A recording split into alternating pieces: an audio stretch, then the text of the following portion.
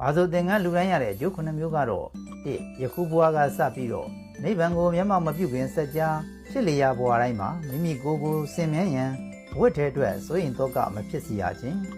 2ယခုဘဝကစနိဗ္ဗာန်ကိုမျက်မှောက်မပြုခင်စัจ जा ဖြစ်လျာဘဝတိုင်းမှာမိမိရဲ့ခန္ဓာကိုယ်မှအသားရည်တို့ဟာရွှေရောင်လိုဝင်းဝါတောက်ပနေရခြင်း3ယခုဘဝကစနိဗ္ဗာန်ကိုမျက်မှောက်မပြုခင်စัจ जा ဖြစ်လျာဘဝတိုင်းမှာမိမိခန္ဓာကိုယ်မှနှစ်လိုဝဲအယောင်ထွက်ပေါ်လာခြင်း4ယခုဘဝကစနိဗ္ဗာန်ကိုမျက်မှောက်မပြုခင်စัจ जा ဖြစ်လျာဘဝတိုင်းမှာမိမိခန္ဓာကိုယ်အသားရည်တို့ဟာနုညံ့ချောမွေ့နေခြင်း5ယခုဘဝကစပြီးတော့နိဗ္ဗာန်ကိုမျက်မှောက်မပြုခင်ကာလစัจ जा မှာဖြစ်လျာဘဝတိုင်းမှာမိမိခန္ဓာကိုယ်မှာမှဲ့ကြောက်တင်းတိတ်ဝတ်ချံစတဲ့အညစ်အကြေးတို့မရှိခြင်း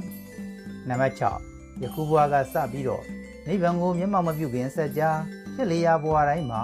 ခေတ်ကာလလျောက်ပေါ်လာသည့်ဝတ်ထွေကိုမိမိတို့စိတ်ထဲကနေတောင်းတလိုက်ရုံဖြင့်အလွယ်တကူရရှိ၍ဝတ်ဆင်နိုင်ရခြင်းခွန်နောင်ပွင့်တော်မူကြမည်ဘုရားရှင်တို့နှင့်ကံကောင်းထောက်မှသာကြုံတွေ့ရသည့်အခါမှာထိုဘုရားရှင်တို့ဟာဘာဆိုသင်္ကန်းလူရန်ခဲ့ဘူးတဲ့ကုသိုလ်ရှင်ဟာအေဟိဘိက္ခုလာလောယဟန်လို့ခေါ်လိုက်ရုံဖြင့်ခေါင်းကသပင်ခန္ဓာကိုယ်မှာဆင်မြန်းထားသည့်အဝတ်စားစသည့်လူအသုံးဆောင်ပစ္စည်းများပျောက်ကွယ်ပြီးတော့1500ကိလေသာကုန်ခန်းကယ